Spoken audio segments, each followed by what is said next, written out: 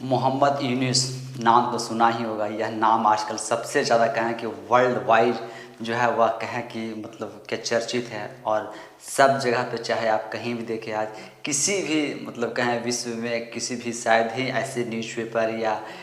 News channel या कहें कि न्यूज़ वेबसाइट होंगे जहाँ पर कि यह नाम के और इस नाम के व्यक्ति का खबर नहीं छप रहा होगा। और यह व्यक्ति कोई और नहीं, वह नोबेल पुरस्कार और जो बांग्लादेश के अभी जो अंतरिम सरकार के जो मुख्य सलाहकार के रूप में जो शपथ लिए हैं मोहम्मद यूनुस, तो वह है मोहम्मद यूनुस जो आपका अभी बांग्लादेश सरकार में मुख्य सलाहकार के तौर पर और अंतरिम सरकार के तौर पर वह शपथ लिए हुए हैं। लेकिन बांग्लादेश में हिंसा जो है वह थमने का नाम नहीं ले रहा, और ख़ास करके हिंदू समुदाय को टारगेट करना, वहाँ के लोगों के लिए क्या है, और हिंदू समुदाय के घरों को जलाना, मंदिरों को तोड़फोड़ करना, यह हिंसा में अभी तक जो है वह कमी नहीं देखी गई है जब से इनकी अंतरिम सरकार बनी है शेख हसीना के इस्तीफे के बाद से। और जब से यह धरना पर जब से यह जो प्रदर्शन स्टार्ट हुए हैं, जो यह आंदोलन तो इसे नहीं कहेंगे, यह एक हिंसक के तौर पर, और यह क्या है कि जो हिंसा और आगजनी फैल रही है, यह हिंसा अभी तक थमने का नाम नहीं ले रहा। लेकिन यह सब के बीच में जो मोहम्मद यूनुस हैं,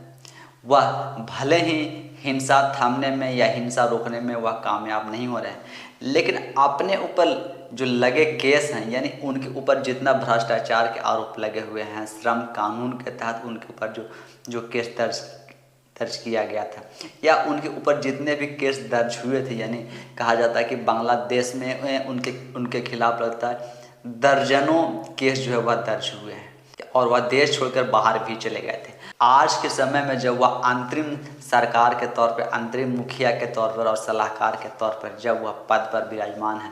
तब उनके ऊपर जितने मुकदमे दर्ज हुए हैं वो सारा मुकदमे एक एक करके वापस ली जा रही है। यानी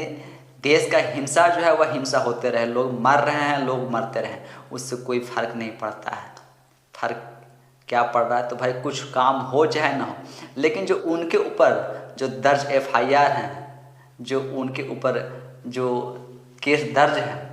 वह सब वापस लिया जा रहा है। समझ सकते हैं कि जब एक नोबेल पुरस्कार जो कि एक कहें कि उन्हें शांति के तौर पर, एक कहें एक प्रसिद्धि के तौर पर यह पुरस्कार जो दिया जाता है, इतने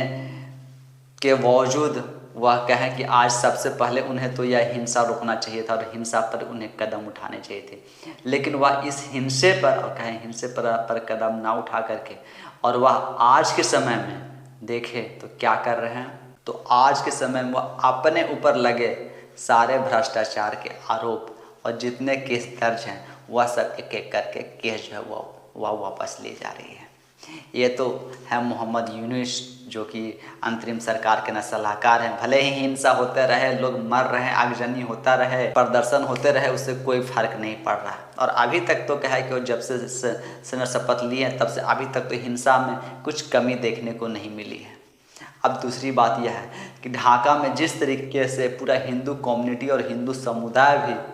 प्रदर्शन एकजुट हो करके और जिस तरीके से वह प्रदर्शन कर रहे हैं, यह भीड़ भी आप देख सकते हैं कि किस तरीके का कितना जमावड़ा लग रहा है। क्योंकि जब इन पे लगातार इनको टारगेट किया जा रहा है, लगातार इनके घरों को तोड़ा जा रहा है, इनके लोगों को जान मारा जा रहा है, इनके मंदिरों को तोड़ा जा रहा है, तब यह सब एकजुट हो करके और इस जगह पर, इसी जगह से कहा जाता है कि इसी जगह से वह सब जो छात्र लोग थे जो आंदोलन शुरू हुआ था, वह इसी जगह से आंदोलन शुरू हुआ था। ठीक उसी जगह पर आज हिंदू कम्युनिटी के और हिंदू समुदाय के लोग, जो अल्पसंख्यक लोग हैं, बांग्लादेशी जो अल्पसंख्यक है, वह सब यहाँ से अपना विरोध जता रहे हैं और सरकार से गुहार लगा रहे हैं कि हम पे हो रहे हमले को रोकिए, हिंसा को रोकिए, हमारे लोगों को मारा जा रहा है, काटा जा रहा है, घरों को जलाया जा रहा है, मंदिरों को तोड़ा जा रहा है। यह सब तो रोक पाने में अभी तक के नाकाम रही है।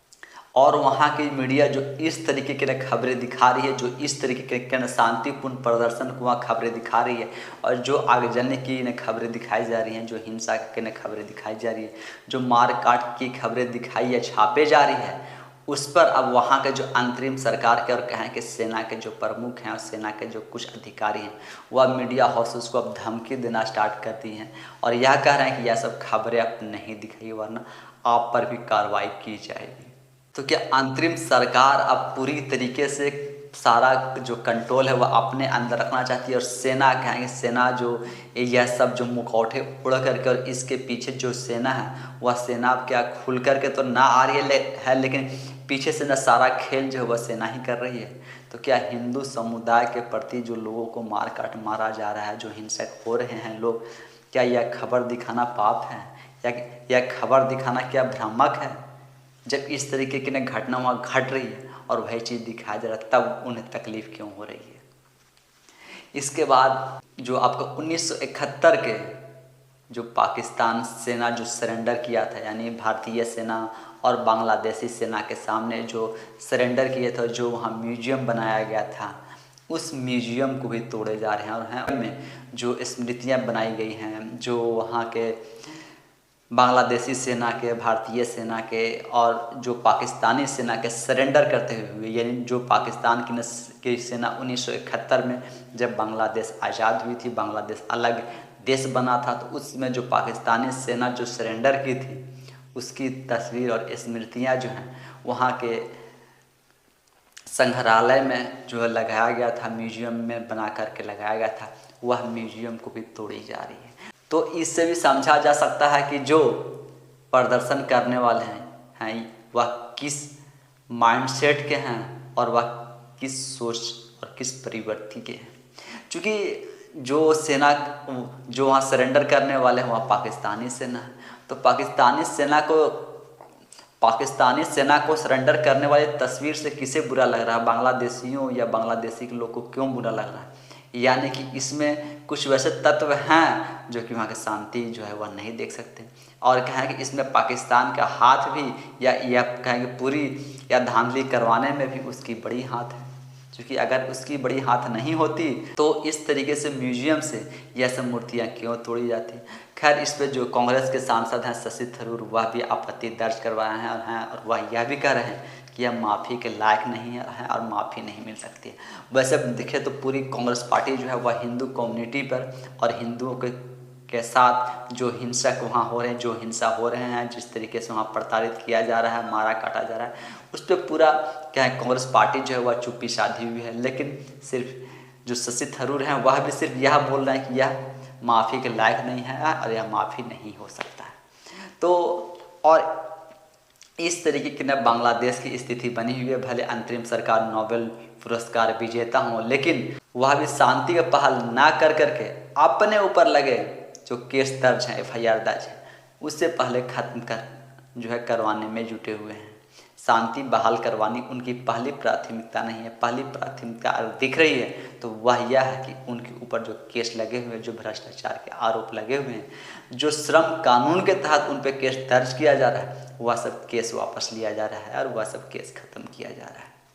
अब इसके बाद आप भारत में देखें तो जो आपका पश्चिम बंगाल है, पश्चिम बंगाल के सटे हुए जो बॉर्डर है, बांग्लादेश का बॉर्डर जो है वह पश्चिम बंगाल, त्रिपुरा ये सबसे लगा हुआ है। तो पश्चिम बंगाल में एक तरफ पीली कांटियाँ हैं, एक तरफ पूरा BSF के बॉर्डर पर गए BSF की केंद्र सुरक्षा तैनात, दूसरे तरफ से भारी मात्रा में बड़ी संख्या में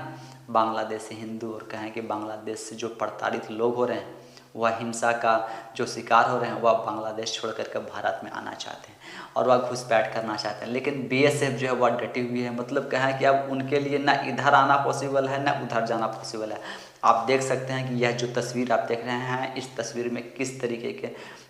जो बांग्लादेशी हैं जो हिंसा का शिकार हो रहे हैं, वह भारत में शरण चाहते हैं और वह शरणार्थी होना चाहते हैं।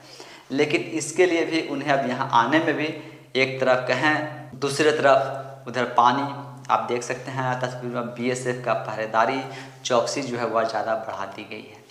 तो यह बांग्लादेश हिंसा और बांग्लादेश की जो अभी तख्ता पलट की सरकार और वहाँ जो सरकार जो तख्ता पलट करके आई है, यानी कि उनकी रवैया अब आगे भी क्या हिंदू इसी तरीके से वहाँ हिंदुओं के साथ हिंसा और उनके साथ इस तरीके की घटना घटती रहेगी। और इस पर भी जब कुछ आवाज़ नहीं उठता है, कोई कुछ लोग नहीं बोलते हैं, तब यह चुप्पी जो है, और ख़ास करके जब भारत में भी कुछ ऐसे मुट्ठी भर लोग हैं जो इसको सही बताते हैं, और वह यह भी नहीं स्वीकार कर रहे हैं कि नहीं हिंदुओं को वहाँ मारा काटा जा रहा है, या उनके घर जलाए जा रहे हैं, या मंदिरों को जलाया जा रहा है। कुछ मुट्ठी भर लोग जो हैं वो भारत में भी बैठे हुए हैं। ऐसे मुट्ठी भर लोग और उसके साथ जो लोग चुप हैं, यह सब पर आपके मन में क्या विचार होता है, वह सब भी आप हमें कमेंट्स के माध्यम से ज़रूर बताएं। धन्यवाद।